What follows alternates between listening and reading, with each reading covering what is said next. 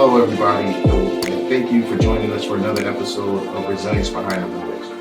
The purpose of this podcast is to highlight the experiences of people that were behind the people that are behind the walls, people that are living behind the walls, and their family members.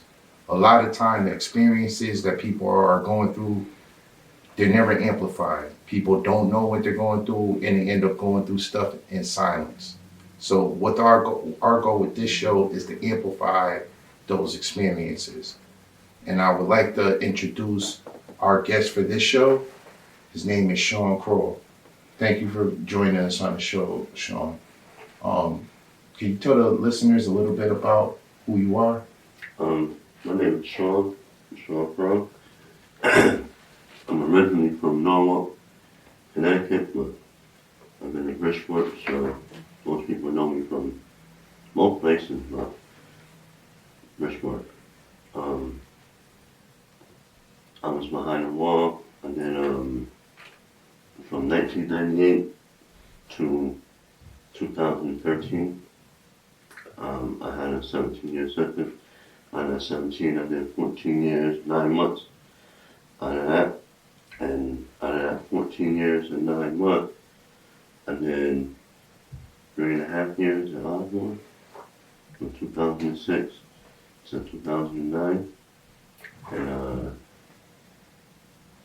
before I get to Osborne, prison was like, it was the thing to do, because that's what we were socially engineered to do. So it wasn't really that much opportunities, but hustling drugs, you go outside and make money, and as a result of that, and that pursuing, I got locked up for a lot of time. Yeah, and I know that's the reality of a lot of people that grow up in Black and brown communities.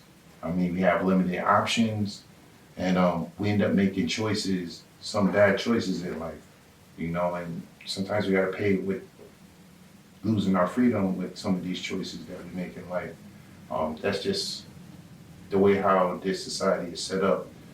And with that being said, how was your experience when you had to go behind the walls? I know you just said you had a lengthy prison sentence, and you spent a large percentage of your sentence in Osborne. What was the conditions and what were some of the experiences that you went through while you were behind the walls? When I first went inside, I was only 140 pounds. So they sent me to Cheshire, right off the street.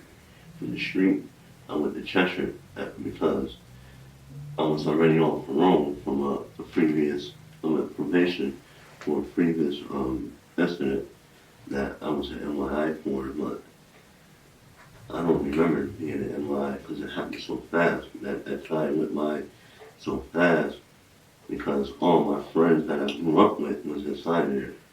So it was like, yeah, I was locked up, but I was around everybody from my hood. So it was all good. But when I went home and I made another decision that led me back, that's where I started looking at the whole dynamic of this ain't right. And while I was in Cheshire, after I got sentenced, they sent me to Virginia. And that's where I had my experience with the prison water, because the prison water in Virginia was probably just as bad, or if not worse, than Osborne. So the water down there used to smell like raw sewage. And it was just atrocious down there in Virginia, especially in Wallace Ridge, where you don't know if you're going to live or die because the COs will kill you in there. And whatever they fed you, you had to eat it to survive. You didn't have to eat it, but you ate it to survive. And but the water in Virginia was horrible. And fast forward, I come back to Connecticut. I stayed in Cheshire for a couple more years, and they sent me to Osborne, and that's where things got tricky in my prison term. So what happened when you got to Osborne that made your sentence tricky? Um, my first night at Osborne, I was in D block. They sent me to D block. I'll never forget, I was at 27. No, I'm sorry, 12 cell. And I kept, as I'm making my bed, I mean, you got your bed right here, and you got your toilet right there. So at the foot of, if I'm laying on my bunk, my feet can touch the toilet. So I was smelling this sewage.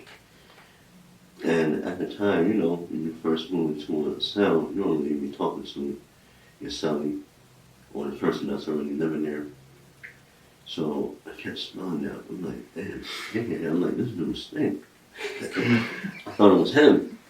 And so when he went out for, they had everybody out for power rec inside the block. And I turned the water on. First I smelled the shoes. I'm like, this dude, man, I can't live here. But it wasn't his shoes. So I turned the water on. I said, you know, it was summer. It was summer of 2006. I don't know if you guys remember that heat wave from 2006, but that was my first time experience. Walls sweating, the floor soaking wet from the moisture, from the mugginess. So I make a cup of water, and I look, and it was just light in this cup. I'm like, what the hell is this with? And I smelled it, and that's what I smelled. That sewage. So when my cell partner came back to the cell, I'm like, yo, you gotta call the CO, man, my water came out white. He's like, no, that's not how it is, you gotta let it settle. I'm like, what? And then I let it settle. Back then it had white cups, basic solid commissary, and clear cups. So I filled up 2 of them. And they both was cloudy, real cloudy, like white. So once it settled, it fizzled out. So when I poured, and he told me how to do the stinger, like how I gotta put the water in the stinger. So when I poured the water in the stinger, the residue of my cup had all that white stuff in the inside of it. You know how your coffee have residue? Yeah. So the residue from me pouring the water that evaporated, that made it clear, into a plastic bag so I could heat it up.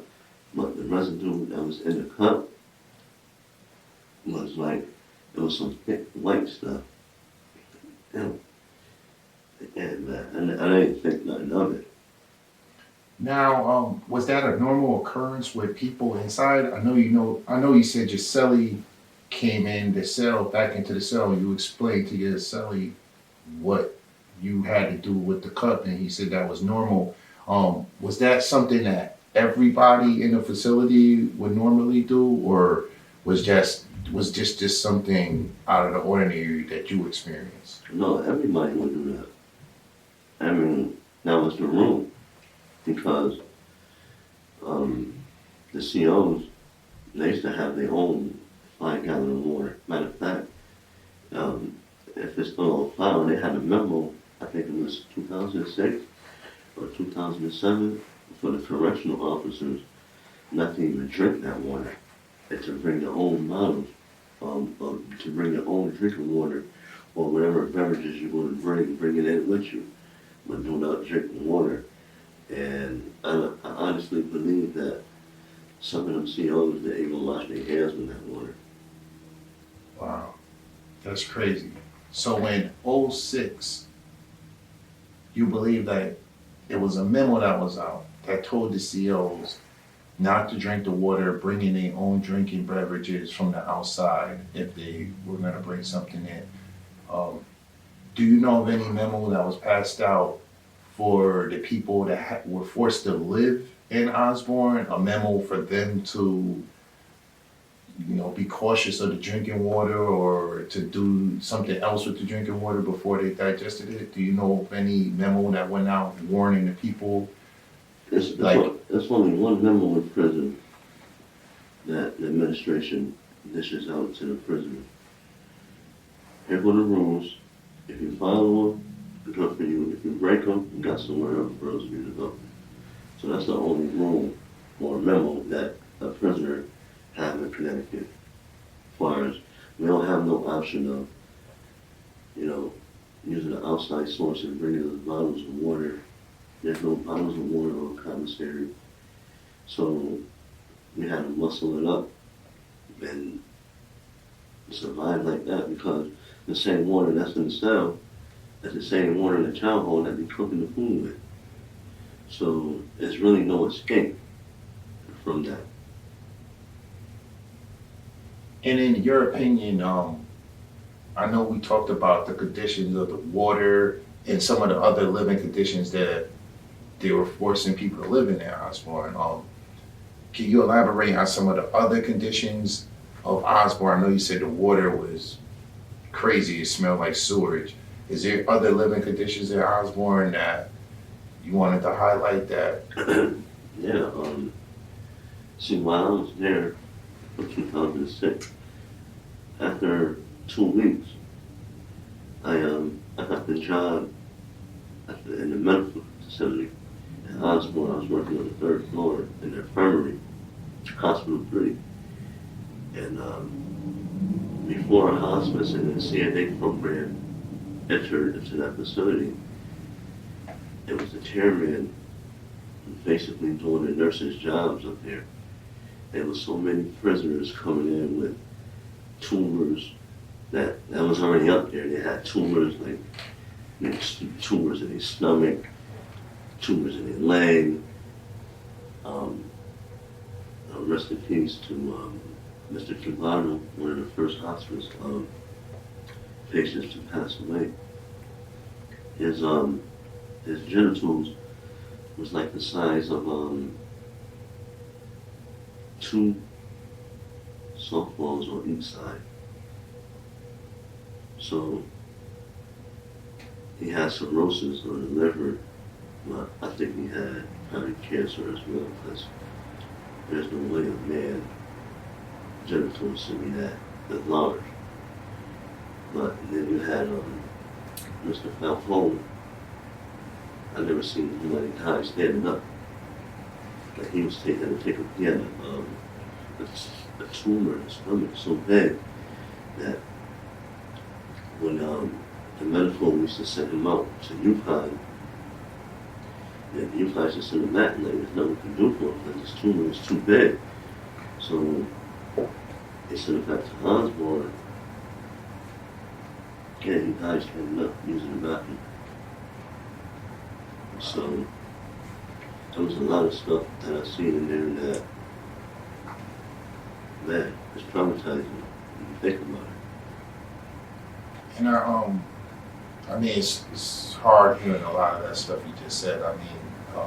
To be transparent with everybody, we spoke before this interview, and a lot of this stuff that Shaun is speaking about in the interview, he talked to me behind the scenes about, and it was hard hearing it then, and it's hard hearing it now.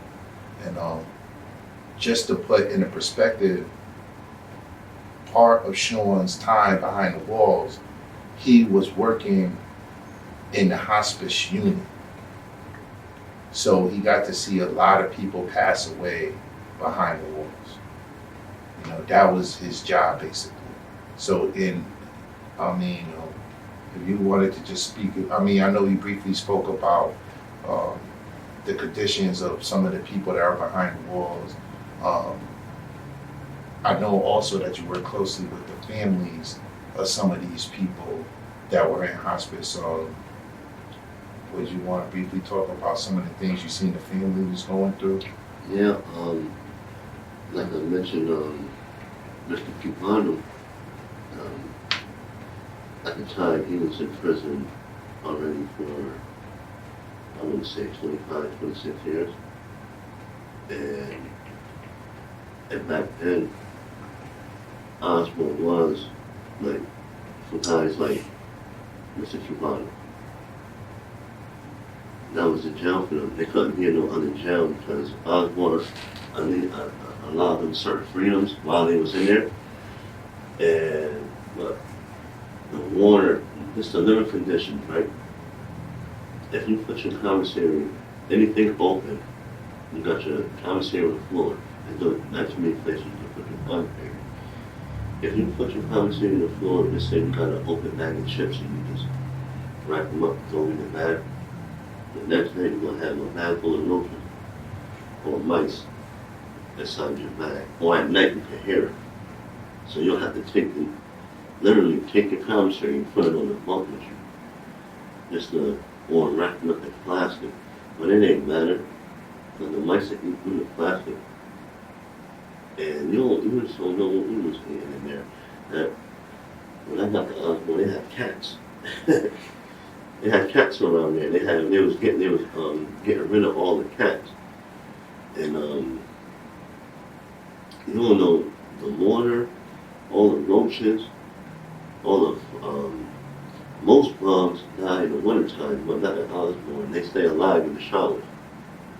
So the water bugs, all year long, the little water bugs are in the shower. So you don't know what type of, you just don't know. Because the showers look like an abandoned building in the inside. You know how the showers look, you've been in there. So in the queues, you got a 4-man, 3-man, or maybe a 5-man shower. And the chick is taking it. It look like doom and gloom in there. I mean, just hearing you talk about Osborne is bringing flashbacks. I was in Osborne before, so I know firsthand, some of the stuff that you're talking about, and just hearing about it is bringing chills back to me because it's putting me back in this space where I was real helpless. I felt helpless being in there, advocating about the conditions that I was forced to live in, and everybody around me was forced to live in, and there was nobody to advocate to, because nobody cared, The commissioner, whoever the people in power, it was just crazy to know that they knew we were living in those conditions and they weren't doing anything about it. And that's why I feel like we're in a blessed position, me and you, because we can speak about reality that so many people behind the walls don't have the luxury of speaking about. It's people still in Osborne still forced to drink that water. There's people in Osborne still forced to live with their commissary and rats and roaches eating through their stuff. The summertime, the walls are still gonna be sweating puddles on the floor. That's just a reality that people are forced to live in. And I'm grateful for you coming on this show, speaking about your experience behind the walls. But one of the things I wanted to touch on is, what's your reality right now? Because this is huge. Since you did that time in Osborne and you got out, you have plans to move on with your life, live a long, productive life in a community, start a family, just do productive things. What has been your reality since being behind those walls in Osborne, or since just being inside? Like, what is your reality now? My reality is multifold because one, going to Virginia helped me to do my time in Connecticut. Going to Virginia, I really honestly believe that they labeled us as the 500 worst inmates. And they said it's the wildest range. I really believe that the state was trying to kill us off. Because when you got the wildest range, you can ask anybody that's been there, It's on top of a mountain. One, it looked like they blew up a mountain and just placed a prison right in the top of it. So if you was to Google or look on YouTube about Wallace Ridge State Prison, you know, a chairman, a person that cleans up the chair when we live, you could, you know, and you could pass a bag of chips from one cell to the other. And while it's red, you're trying to pass something from one cell to the other, you could get shot. You can get shot down. They got these balls that man, the balls and the dogs. And I've seen dogs like tear somebody's leg up. And then the dogs in Wallace Ridge prison, what they do is they take out their regular teeth, their fangs, and they place them with titanium. So the dogs, once they lock in on you, they locked in. So that was one heck of a experience. But the main thing, what happened to me while I was incarcerated, while I was at Osborne, I started developing these headaches. And these headaches used to make me nauseous. I thought it was migraine, I thought it was stress. I thought it was all the stuff I was seeing from hospice, hospital 3, and just regular survival things inside the prison. When they shipped me out of Osborne in 2009, my headaches got worse. Was beginning to get worse. So while I was at Enfield, I got introduced to free weights. So I'm pumping weights, pumping iron, and I thought me pumping all that iron was making me feel dizzy. Because I threw up a few times working out, and that wasn't the case. Unbeknownst to me, I had a tumor in my neck. And it don't matter. From '09 all the way till I got out, these headaches was vicious. And the side of my face used to jump. You know how your muscle twitch? Yeah. That's how the side of my face used to, like, always jump. And I used to lay on the floor and I think about it. And I'm not going to medical because at the time, I think it was in 2009 or 2010, where UConn, they took the medical system out of the DOC. They took their medical system out of the DOC because the DOC wasn't active right. They lost their contract. I remember that time. And that hurt a lot of people in hospice too, because a lot of people was getting open heart surgery, and they stay at UConn Hospital for maybe 3 to 4 days. But now when you go get a surgery of any kind in the DOC, UConn do the surgery and they send you right back to the facility, wherever facility you in, to him. And that in itself is atrocious. So fast forward to Enfield, I'm working out, and these headaches used to come. Sometimes I couldn't even, like, I used to have to sleep on the floor because I didn't know if I was going to throw up, pass out, fall, and then in jail, you're always thinking about survival, so you don't want to seem vulnerable to somebody that's aggressive. So I felt vulnerable. So I should just stay in my cell for like 2 or 3 days until I feel it subside, until I get the ability. I felt like my equilibrium was off. So I gets out in 2013, the headaches kind of subsided. When in 2014, it came back, like clockwork. And it came back. And then me adjusting to society after all that time, I was scared to be outside. I was scared to go in the store because I didn't know. Me and Free was like, oh shit, I'm free now. So these headaches again, they started. Excuse me. So in 2017, 2018, I started getting headaches again. But this time it was getting worse. Once I got the headache, I thought it was a toothache.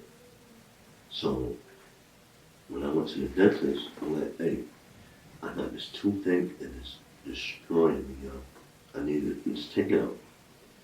So he took the tooth out, and I can show you, I don't want to show you no pictures, but I was spitting out blood a lot. I didn't know what the hell was going on. So as I was spitting out this blood, I'm like, I'm gonna go to the dentist. I got my tooth pulled like on Thursday or Friday. So I'm gonna wait to see how this plays out. But my other tooth was hurting. So I kept spitting. So that Monday, I kept spitting out that blood. I went to the dentist, and I went there kind of aggressive. I asked him, what you do to me? I wasn't trying to hear nothing. I'm like, what you do to me, bro? Because I would just have my mouth open before you pull my tooth. Now you pull my tooth, I can't open my mouth. He said, man, I think you got cancer. He said, you got a tumor, I think. And he did all these biopsies, and I had to get a emergency surgery right after that. And this was in 2018. He told me I had cancer. The type of cancer that I had, it was called squamous. So squamous cancer, you get that from people that, get fellatio to a dirty woman. You're going down there, and that's not right. And you still performing fellatio. You could get that type of cancer like that. And the one I have from a woman, a dirty woman, dirty parts. A dirty partner, because it could be, Yeah. Heroin, cocaine, smoking cigarettes, and shooting up. Some of which I never did. And I had a stage 3 leading up to a stage 4 tumor. So the tumor started out in my neck. And over time, it hit my jawbone, hit there, and then it hit my eardrum. So if I got my head down like this, I can't really hear you talking to me. And I'm like, what? So I use my right side. So the tumor went from my neck all the way up to my jawline and damn near crushed my eardrum. I had a centimeter. I got pictures in my phone, but it was covering, the tumor was covering all this. It was nasty. So I had to get reconstructed. I had to get reconstructive surgery. So they took all the lymph nodes, the nerves, all that out from the back of my wisdom tooth all the way to like right here. All this is replaced from surgery. Wow, brother. I mean, just hearing that, I'm glad that you're still here with us and you're able to tell your story. Sounds like real dramatic stuff you've been through. And again, I can't even imagine being in that position. So in your opinion, where do you think this issue started from? I know you briefly, you said inside, you were having these headaches, but just to put it all in perspective, what do you believe happened to you while you were inside that basically brought you to the condition that you're in now? The liver conditions in there. And on top of the liver condition, stress. Stress played a major, stress can really kill you. So, on top of the liver conditions, and on top of me stressing about the liver conditions and the stressing about my family and trying to get out,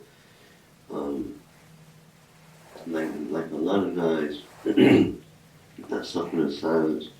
You had one brother that he caught cancer in there. He was in there from '89, and man, Allah, have mercy on his soul, man. My brother Naeem, he came home, man.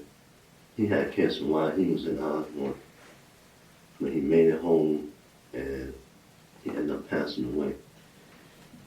So many men, even when I was doing hospice, so many men refused and just died alone.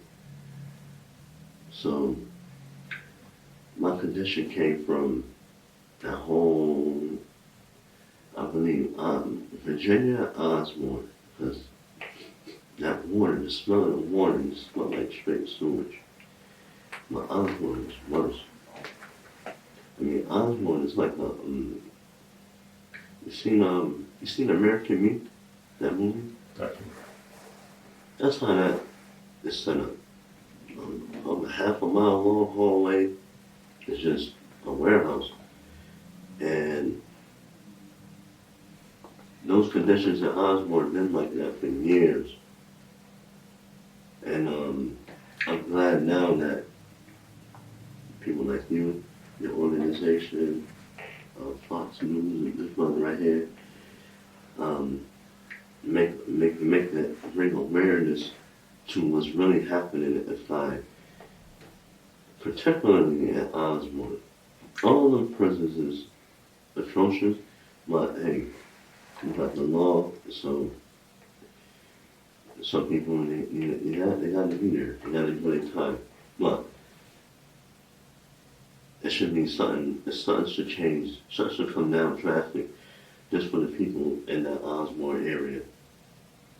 Let them order bottles of water or something, because if you look at you have a real dark-skinned man inside Osborne, say for a year, and by the time he get out of Osborne, he damn near light brown or light skin in the face, because the water done changed his skin tone, or the water done made his back so ashy that he got a skin problem on his back.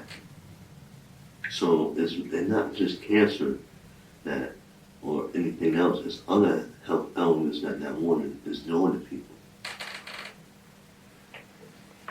Do you think that, what would you ultimately want to see happen with Osborne, with the whole facility? No, and then again, not now. And Osborne is condemned. I probably have, but I haven't been there since '09. If I close my eyes, Osborne's still the same.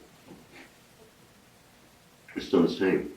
No matter how many times they take the wall, or how many times they try to have a whole bunch of guys shine the hallway up when the commissioner comes. You can't shine, you can shine the skin of an apple, but once you cut it or bind it to it, it's rotten. So Osborne is a shiny, rotten apple. It's just rotten. It shouldn't even be standing, if you ask me, because you got people living in every part of that jail, the gym, the law, and when it's an overflow, people be everywhere. People be in the school, sleeping in the school. Come on, man, you don't way to live. So, I honestly believe that Osborne need to get closed down. It should. It should. Or close it down, check the water system. They shut it down for a year and clean up all that asbestos that's been there. Clean that water system, that sewer system up. Because obviously human life is just like cattle. And it's the slaughterhouse. You cannot escape not using that water. You gotta take a shower and you gotta eat. So if you go to chow hall and eat, then you can be selective with your food, but They still gotta use the water to cook that food. If they have rice or anything like that, they gotta use the water. They have to. Um, this conversation is just real heavy. It's a lot of emotions within myself that are being trumped up because just a lot of what you're speaking about is just making me vision these realities that I had to live through and so many other people had to live through in Osborne, just in the facilities across the state. Um, with that reality and us just talking about these living conditions, um, if you had an opportunity to tell the commissioner or the governor of Connecticut something or to ask them something, what would you ask them and what would you tell them about the realities of what people are dealing with? I've just shown that I'm an example. I'm an example that's for a lot of brothers that's being quiet. I'm an example of what happens. Everybody that went through there and that caught an illness or an ailment, we're examples. I'm not the only example. I'm just dealing with it longer than most people. Some people, like Naeem, may Allah bless him, he died in silence. You know, Larry Drummond. Larry Drummond had a tumor. Right? I shared a story on Larry Drummond to the commissioner, right? He had this tumor, and his stomach was big. So, hospital, her name was Patty. She used to run the hospital at Osborne. So she kept sending him to Willis mostly. So on this Friday, Brother Larry Drummond from Hartford, he came back. His stomach was big because his tumor was like, he looked like a pregnant man. So I seen him, like all the guys that was working up there, Larry, what's going on, brother? And I was getting ready to leave to go to Juma. That's Muslim service inside prison on Friday. So I'm like, I'm about to go to Juma. And anything he said, yeah, I'm cold. So the CNAs and the hospice workers would do the vital signs. So as I leaned, I heard him say, hey, I need a bucket, I'm about to throw up. So as I go get the blanket, I grab the bucket out the laundry room and I bring it. And my boy, David Foreman, is doing his vital sign. And Orlando and them, we just set him up. We about to set him up because me and David about to leave. So he said, hey, pass me that garbage can. Man, he started throwing up massive amount of blood.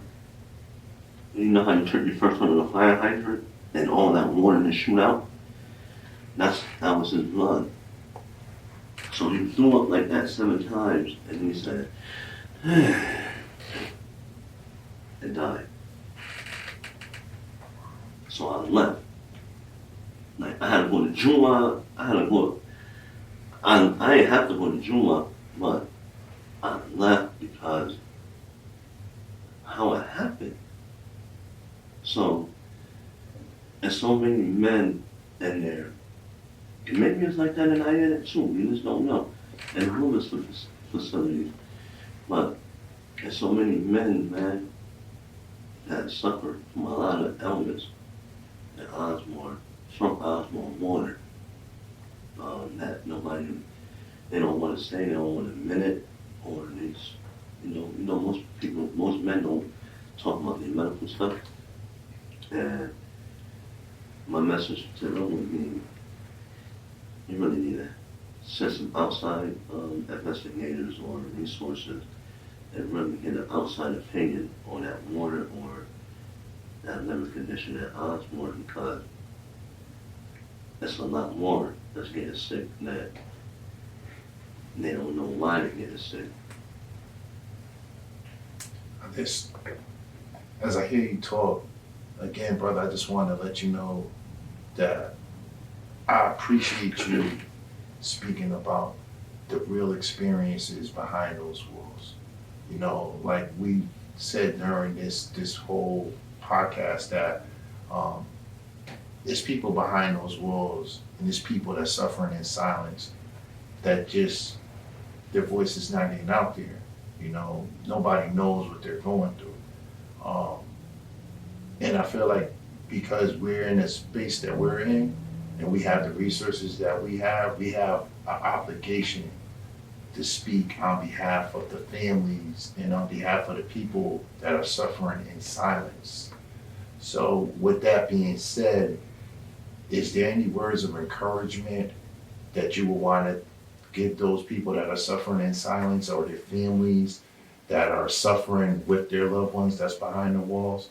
Yeah, to the brothers that's like, even a woman that's being quiet about certain things, it's like this how you know something is wrong with your body. Every time you eat something, I'm not going to the bathroom. Most prisoners, as soon as they eat, they right in that toilet. That food, I don't know what the hell going on with it. I don't know if it's too much starch with the commissary, too much sugar, but if there's anything I could say, I'll say, man, everybody should fast. Get in the ability, get into the habit of eating one meal a day. And it ain't much you can eat from, but try to eat the right stuff. One meal a day. Just so you can strengthen your immune system. Because you don't got certain vitamins in there to help your immune system fight certain things. We just healthy from not abusing drugs and drinking and smoking on a daily basis.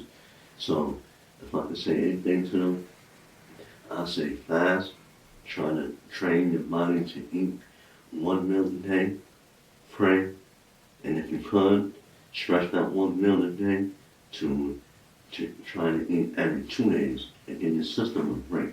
You can survive off that. And keep a positive mindset. I know it's hard in there, but you gotta keep a mindset. It's all about mindset and attitude when you're in a situation like that. And just be mindful of how you handle certain things and don't abuse your body because you're hungry. Oh, I can't fast. Oh, I got a headache. No, that's just something your body get used to. Give yourself 21 days, eat one meal a day, and think positive, man. And hope whenever you drink, don't drink that juice. Don't drink that childhood juice. Don't drink that childhood coffee. Don't drink the water. Yeah, but you don't have no choice. What you gonna drink? I mean, wow. That juice is just atrocious. I could smell that childhood juice on the table. And that stain is being there probably all year. Yeah. It's crazy what they give us to eat from behind the walls. The diet is just crazy, you know, and getting control of your diet, especially in a controlled environment like that, is almost impossible. Yeah. You know, so, you know, being aware of your diet and really being disciplined, that's a lot of strength. It's a lot. And it can happen because that's the place to start at. Exactly. You know, exactly. You hit the nail right on his head. I mean, in there, it's a lot of things that come at you. And you really have to be strong and you have to be focused on living your life out of those walls. You know, because a lot of the stuff that come at you behind those walls, they come at you to break you down. Yeah. You know, it comes at you to break you down. And so when you get out, you're not as productive, you know. But you gave a lot of real good advice as far as things to do to keep your mind strong and keep yourself on the right path. I just say this as a disclaimer. The state just got a whole bunch of money to fix the infrastructure of a lot of different buildings all across Connecticut. They've said that a lot of buildings, they got asbestos, they got these pipes that are old and outdated and they need to be replaced. They got millions of dollars to replace infrastructure all across Connecticut. I haven't heard any conversations about replacing the infrastructure of these facilities that they're forcing people to live in. Um, I asked the governor, I'm asking state representatives to please take these people's lives under consideration.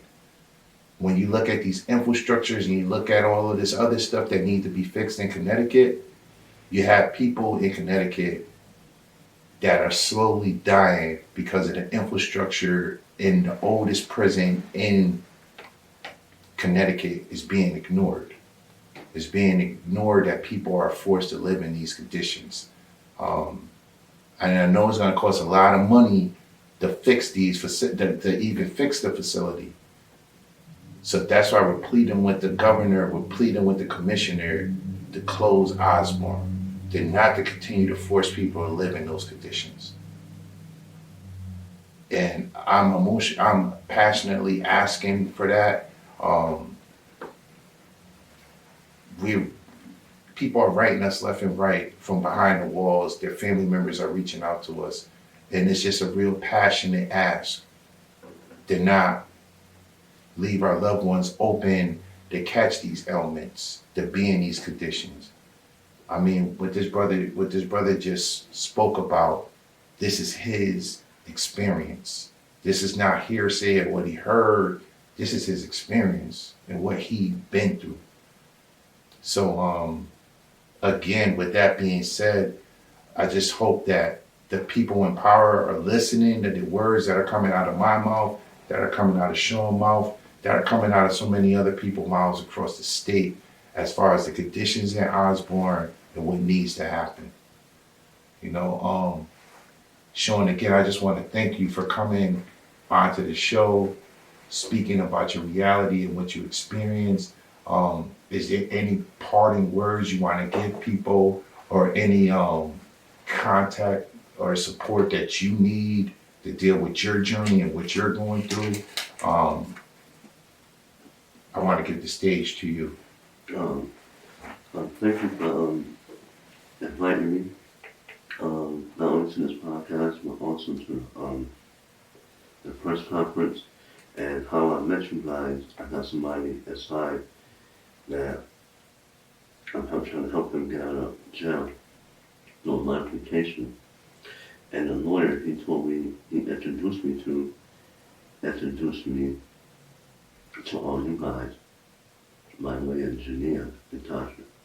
So I salute you. I thank you.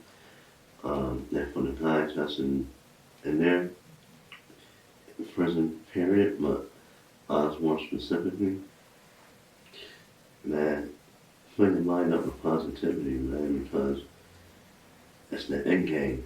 In the end game, you're not going to be there forever, so try to rise above your emotions and see the way through that, and really try to fast, eat 1 meal a day, and lobby for bottles of water to try to get on the commentary list, because you guys need that in there, at least bottles of water, because the COs, they don't drink it, and they human too. So I feel as though the state should look into that and really put some humanity inside these inhumane conditions in these prisons.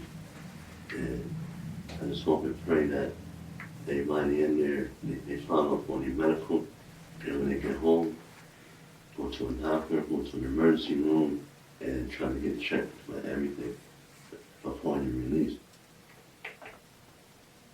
Yeah, that's a real good advice. I mean, I appreciate you giving that advice to people. Definitely, when we get out, when people get out from behind those walls, they definitely one of the first stops they should do is go to the hospital, get checked out, just to make sure that your body's in tip-top shape.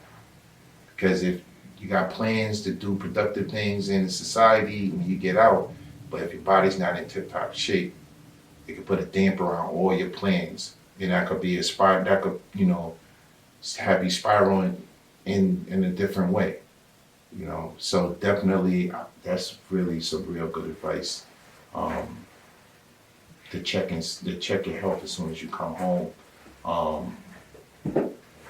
Shaun, again, I just want to thank you for coming on the show and speaking your truth. And I know a lot of people are going to benefit from this. I appreciate you guys for having me, man. Thank you.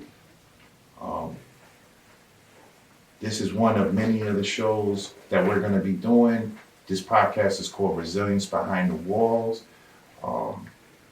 Thank you for joining us, and we're going to have many more issues where we're going to hear about the experience of people behind the walls. So, Shaun, I just want to thank you for talking about your experience, and I hope that you're around to support other people that talk about their experiences. We're definitely going to invite you to come back on a podcast and speak about what your journey and what you're going through. And I know that your experience is inspiring a lot of people. So I just want to thank you, and I'll be forever grateful for you coming through and sharing your experiences. Thank you. I appreciate it. Thank you, man. All right. And I just want to thank everybody for watching this podcast. Again, this podcast is brought to people it's brought to the audience by Building It Together. You can go to Building It Together Facebook page, like us on Facebook, and you'll see all of our information about this podcast and everything else that we're doing to uplift and support people that are behind the walls, and also people that are in the community that are dealing with the system to any capacity. Again, I want to thank the viewers for watching and supporting our efforts. And again, I want to thank Shaun for you coming out, talking about what you've been through. And I also want to stand in solidarity with all the families and all the people behind the walls that are going through hard times, dealing with incarceration or just dealing with the carceral system. I just want to let them know that we all stand in solidarity